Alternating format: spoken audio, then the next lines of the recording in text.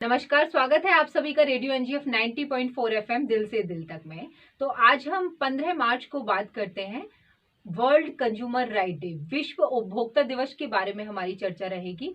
और हमारे साथ हमारे स्टूडियो में मौजूद हैं डॉक्टर रितु शर्मा मैडम, जो कि पॉलिटिकल साइंस से असिस्टेंट प्रोफेसर हैं। सबसे पहले तो मैम आपका हमारे स्टूडियो में बहुत बहुत स्वागत है, धन्यवाद मैम। Thank you ma'am. तो आज हमारी चर्चा है, शुरुआत में हम आपको बता देते हैं हर साल 15 मार्च को ये वर्ल्ड कंज्यूमर राइट डे मनाया जाता है। तो मैडम, जब हम चर्चा हमारी है कि 15 मार्च आज हम स्टूडियो में बैठकर चर्चा कर रहे हैं, तो ये दिन क्यों मनाया जाता है, इस दिन को बनाने का रीजन क्या है? 15 मार्च 1962 को अमेरिकी राष्ट्रपति जॉन एफ कैनेडी ने सबसे पहले उपभोक्ता अधिकारों को परिभाषित किया था। बहुत अच्छा मैम आपने बताया। तो ये इस दिन को बनाने की जरूरत क्यों पड़ी, क्यों मनाया जाता है? क्योंकि उपभोक्ता हम सभी हैं, मैं भी हूँ, आप भी हैं, जितने भी श्रोता हमें सुन रहे हैं वो सभी उपभोक्ता हैं किसी ना किसी रूप में, चाहे एक छोटा बच्चा हो या बुजुर्ग हो। आज के समय में सभी उपभोक्ता हैं। किसी ना किसी सामान की जो जरूरत है, हमारी जो दिनचर्या शुरुआत होती है मैम सुबह से, जब हम बेड से उठते हैं और रात तक, तब हमारी किसी ना किसी रूप में हम उपभोग करते हैं किसी ना किसी वस्तु और सेवा का। तो क्यों जरूरत पड़ी इस दिन को बनाने की? उपभोक्ता दिवस मेनली इसलिए मनाया जाता है ताकि विश्व के उपभोक्ताओं को उनके अधिकारों के बारे में जानकारी प्राप्त हो सके। दूसरा कि आज उपभोक्ता के अधिकारों का बहुत ज़्यादा हनन होता है, क्यों आज उपभोक्ता को नॉलेज नहीं है। सबसे पहले कि उनकी ठगी होती है, कम तोला जाता है चीज़ों को, लेकिन उनको नहीं पता होता है, प्राइस कम होते हैं और ज़्यादा प्राइस पे बेचा जाता है। इसलिए हमें उपभोक्ता से रिलेटेड जॉन कैनेडी ने सबसे पहले उपभोक्ता अधिकारों की बात सामने रखी थी और उन्होंने उपभोक्ता अधिकारों को संबोधित किया था। बहुत अच्छा मैम आपने बताया कि कहीं ना कहीं हमारे साथ जो धोखाधड़ी होती है, और गुणवत्ता सबसे पहले जो आपने बताया कि राष्ट्रपति ने जब इसको संबोधित किया, गुणवत्ता किसी न किसी रूप में हमारे लिए बहुत जरूरी होती है, चाहे वस्तु के उपयोग की गुणवत्ता हो या किसी सेवा के उपयोग की गुणवत्ता हो। इसी के साथ ही मैम हम जानना चाहेंगे और साथ में अपने श्रोताओं को भी बताना चाहेंगे कि इस दिन को मनाने का उद्देश्य क्या है, ऑब्जेक्टिव्स क्या क्या है मैम इसके, क्योंकि वो तो खास है। आज हम इस खूबसूरत दिन पे चर्चा कर रहे हैं, तो उसके उद्देश्य जानना हमारे लिए बहुत मैम, इसका जरूरी है। सबसे मेन उद्देश्य उपभोक्ता के अधिकारों के प्रति जागरूकता उत्पन्न करना और उनके अधिकारों को संरक्षण करना।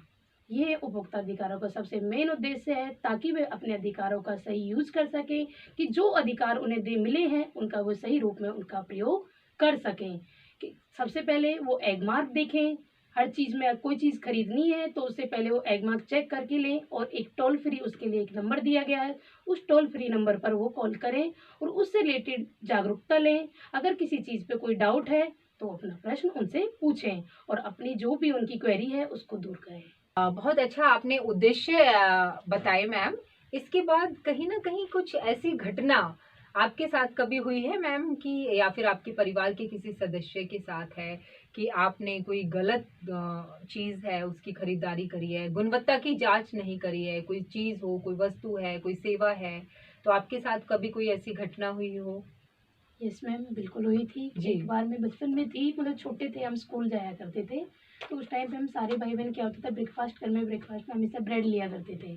तो ब्रेड लेके हम सारे लेके खा के गए थे। तो अचानक से क्या हुआ, सबकी तबीयत खराब होने लगी। पहले मेरी हुई तो मैंने सोचा कि ऐसे ही हो गया है, मैं स्कूल चली गई। जी। उसके बाद मेरी ब्रदर की और छोटी सिस्टर की, जी। हमारी तीनों की तबीयत खराब होने लगी। जी। तो हमने सोचा ये क्या हो रहा है। अब हमें पता नहीं चला, पापा डॉक्टर लेके गए, हॉस्पिटलाइज कर दिया कि फूड पॉइजनिंग। डॉक्टर ने बोल दिया फूड पॉइजनिंग हुई है। पापा घर में आके मम्मी से बोलने लगे क्या खिलाया है, क्या जी। जी, किया है। बिल्कुल बिल्कुल। तो मम्मी ने ध्यान दिया कि मैंने क्या खिलाया, आप ब्रेड लेके आए थे रात में, मैंने तो बस वही दिया है बच्चों को। तो उन्होंने, पापा बोले कि अच्छा ब्रेड दिया है, कि ब्रेड नहीं तुमने कुछ और खिलाया है, कि नहीं बस ब्रेड खाया। कि सारे बच्चों को फूड पॉइजनिंग कैसे हो सकती है एक साथ में। जी। फिर अचानक से क्या हुआ, ब्रेड का पैकेट फ्रिज में रखा हुआ था जी। और पापा जी ने वो ब्रेड का पैकेट खोला, उसमें देखा कि एक्सपायरी डेट है। तब उनको पता चला। तब से मैं छोटी थी लेकिन मुझे पता चला कि कभी भी दोबारा ब्रेड खाना है या ऐसी कोई भी चीज़ खानी है तो एक्सपायरी डेट होती है, वो चेक कर लेनी चाहिए। ऐसे ही कई बार ब्यूटी प्रोडक्ट्स में हो जाती है कि हम खरीदते हैं, उस टाइम पे हमें लगता है कम पैसे में दे रहे हैं। ऑनलाइन भी चीज़ें हम देखते हैं कि जिनकी एक्सपायरी डेट होने वाली होती है उसको आप सस्ते दामों में बेचने लगते हैं। तो उस चीज़ को हम खरीद लेते हैं क्योंकि हमें लगता है 1 महीना तो है, लेकिन 1 महीने में वो चीज़ खत्म नहीं हो पाती है, कि उनसे हम यूज़ भी कर लेते हैं। कोई बात नहीं, एक्सपायरी तो हुआ, कुछ नहीं होगा। कई बार हम ब्यूटी प्रोडक्ट में सबसे ज्यादा करते हैं, क्या होता है ये काजल ही तो है, कुछ नहीं होगा, इसमें लाइनर है, कुछ नहीं, इसमें थोड़ा नहीं कुछ है।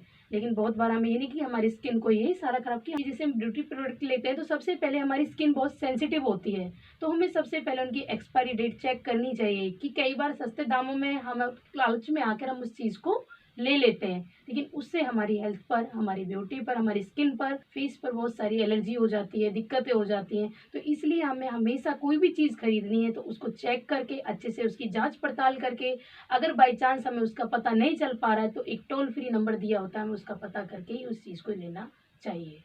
बहुत अच्छा आपने बताया मैम। तो कहीं ना कहीं जो आपके साथ घटना हुई है बचपन में, आमतौर पर हमारा जो परंपरा है भारतीय अगर संस्कृति की बात करें तो ब्रेड को बहुत टेस्ट के साथ खाते हैं, जी मैम। स्पेशली बच्चे मैडम, या फिर कोई Yes, त्योहार हो पकवान पे भी हम ब्रेड का बहुत इस्तेमाल करते हैं। तो जो पैकेट फूड्स होते हैं हमारे, तो जितने भी श्रोता हमें सुन रहे हैं, मेरा रेडियो एनजीएफ 90.4 एफएम का आप सभी से आग्रह है कि हमें उसकी जो जांच कर लेनी चाहिए। और स्पेशली मैडम ने बताया कि किस तरह से उनके सारे भाई और बहनों को फूड पॉइजन हो गया था, और एक मदर जो रहती हैं उन पे फिर पूरी जिम्मेदारी रहती है, तो हमें उसकी जांच कर लेनी चाहिए।